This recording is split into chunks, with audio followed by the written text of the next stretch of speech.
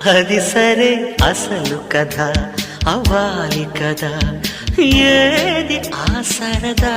అన్నిటికీ సిద్ధపడే వచ్చాను కదా, అందుకే అటు ఇటు చూడకు, సుఖాలను వీడకు.